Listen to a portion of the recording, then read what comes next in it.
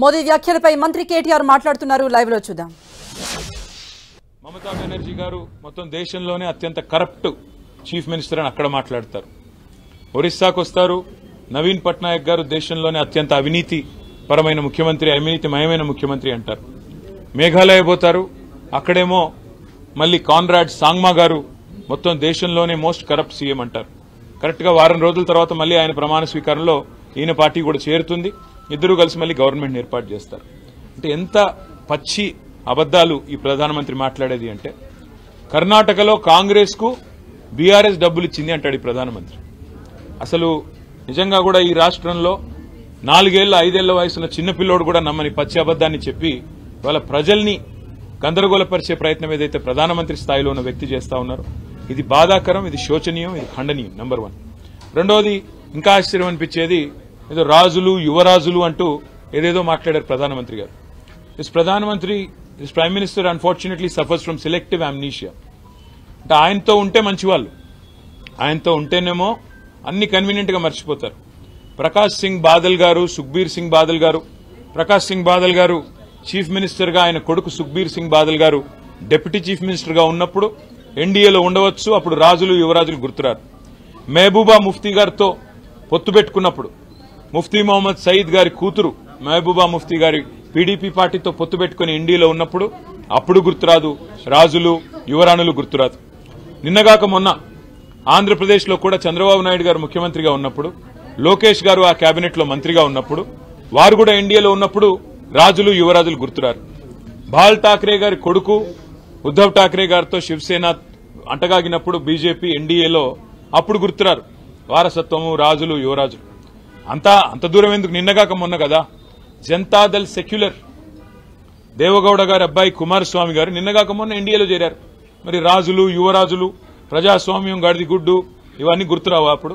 అంటే మీకు సంబంధించినంత వరకు మీకు పనికొచ్చే టైంలోనేమో ఒకలాగా, మీకు పనికి రాకపోతే ఇంకోలాగా ఇట్లా మాట్లాడడం ఎంతవరకు సమంజసమో ప్రధానమంత్రి ఆలోచించుకోవాలా. కానీ పచ్చి అబద్దాల కోరు. That is the reason why this party BJP is called the biggest jhoot factory of India.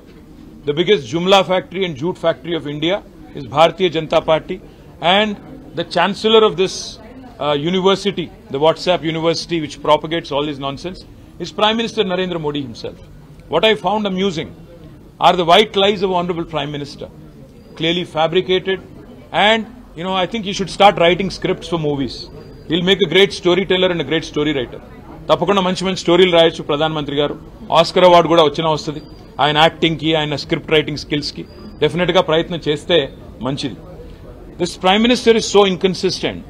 He says on the one hand BRS has funded Congress in Karnataka and he says that he has not allowed us into NDA. हमें कोई पागल कुत्ता ने काटा है क्या कि NDA में हम जाके शामिल हो जाएं? आज पूरे के पूरे पार्टी आपको एनडीए को छोड़ के बाहर जा रहे हैं.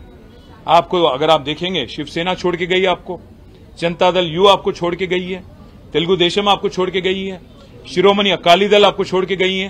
साथ है कौन आपके? सीबीआई, ईडी, आईटी, इनके अलावा है कौन आपके एनडीए में? आज प्राइम मिनिस्टर ये मानते हैं अपने आप को कि वो बहुत क्लीन आदमी है और बाकी पूरा दुनिया करप्ट है. प्राइम मिनिस्टर को मैं याद दिलाना चाहता हूं, क्या हो गया हिमंत बिस्वा शर्मा पे जो केस था, आपके पार्टी में शामिल हो गए, केस गायब. हमारे यहां के जो एमपी हैं सीएम रमेश और सुजना चौधरी, उन पे आरोप लगाए, केस भी लगाए, ईडी, सीबीआई, आईटी. क्या हो गया केसों का? नारायण राणे पे केस क्या हो गया? ज्योतिरादित्य पे, सिंधिया पे जो केस थे आपके साथ शामिल होने के बाद क्या हो गया? और आप जब बात करते हो प्राइम मिनिस्टर साहब कि फैमिली पॉलिटिक्स, डायनेस्टी, मैं आपसे पूछना चाहता हूं, है कौन अनुराग ठाकुर? धुमाल के बेटे नहीं है? ज्योतिरादित्य सिंधिया कौन है? माधवराव जी के बेटे नहीं है क्या? है कौन जय शाह? कोई क्रिकेटर है? कोई बहुत बड़े कोच हैं? कौन है जय शाह? क्या आपने उनको बीसीसीआई के जनरल सेक्रेटरी बना दिया? आप जब बात करते हो प्रधानमंत्री जी, सोच के संभल के करना, क्योंकि केसीआर फाइटर है, वो चीटर के साथ काम नहीं करते.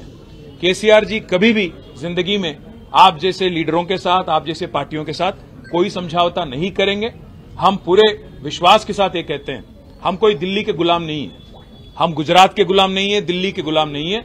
हम तेलंगाना जनता के आशीर्वाद से आज तेलंगाना में 2 बार चुने गए. डेमोक्रेटिकली इलेक्टेड गवर्नमेंट हमारी है। अगर आपको लगता है कि आपके डराने से, आपके चिल्लाने से, आपका गला फाड़ फाड़ के बोलने से लोग यहां पे बहक जाएंगे और एक बहकावे में आएंगे, तो यह आपकी नादानी है। और एक बात भी मैं कहता हूं, उन्होंने ये भी कहा कि हमारे चीफ मिनिस्टर ने उनके पास जाके परमिशन लिया कि मुझे चीफ मिनिस्टर बनाना था। मैं प्रधानमंत्री जी को याद दिलाना चाहता हूं, अगर हमारी पार्टी की कोई फैसला अगर लेना है तो हमारे पार्टी के विधायक लेंगे, हमारे पार्टी के पॉलिट ब्यूरो लेंगी। आपसे नो ऑब्जेक्शन सर्टिफिकेट लेने की क्या नौबत आ पड़ी है? हमें कोई फर्क नहीं पड़ता कि मोदी या बीजेपी क्या मानती है, क्या किसको देखना चाहती है। यहां पे तेलंगाना जनता आज केसीआर जी को तीसरी बार मुख्यमंत्री बनाने के लिए चुनने के लिए तैयार है। आप कितना भी गला फाड़ लें, कितना कुछ भी बोल लें और कितने भी झूठ बोल लें, जितने भी सफेद झूठ आप बोलें, आप कुछ भी नहीं कर पाएंगे। और मैं आज चैलेंज करता हूं बीजेपी को, पिछली बार जो चुनाव हुए थे तेलंगाना में 2018 में, आपके 105 विधानसभा के कैंडिडेट की डिपॉजिट जब्त हो गई, जमानत जब्त हो गई थी। मैं चैलेंज करता हूं, अगर दम है बीजेपी में, नड्डा में, अमित शाह में, नरेंद्र मोदी में और जितने भी और लीडर हैं, आइए, tourist sir welcome to Telangana, हमें कोई एतराज नहीं। आप आइए, गला फाड़ फाड़ के बोलिए, तेलंगाना जनता को समझाइए कि किया क्या आपने तेलंगाना के लिए पिछले 9 साल में, और कोई अगर वोट देना भी चाहे तो क्यों दें आपको। मैं चैलेंज करता हूं, पिछली बार 105 सीटों में आपकी जमानत जब्त हो गई थी, इस बार 110 सीटों में आपकी जमानत जब्त हो जाएगी और इस बार आपको एक भी एमपी आपको तेलंगाना से नहीं मिलेगा, क्योंकि आप इतने झूठ बोल चुके हो, इतने कारनामे कर चुके हो। और सबसे अहम बात ये पूछना चाहता हूं प्राइम मिनिस्टर, आप ये मानते हो अपने आप को कि आप बहुत ही साफ इंसान हो, बहुत ही करप्ट, क्या बोलते हैं उनको, क्लीन इंसान हो, तो आप क्यों मुखर गए? जेपीसी अदानी के मामले में जेपीसी से क्यों डरते हो? अदानी के मामले में एक बार भी प्रेस के आगे आके क्यों नहीं बोलते हो?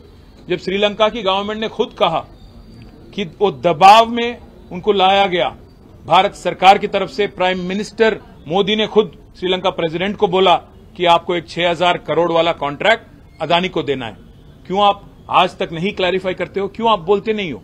हर किसी को डरा के, धमका के जो काम चलाने की तरीका आपने सीखा है, मैं प्रधानमंत्री जी आपसे कहता हूं, ये तेलंगाना में ना चलेगी।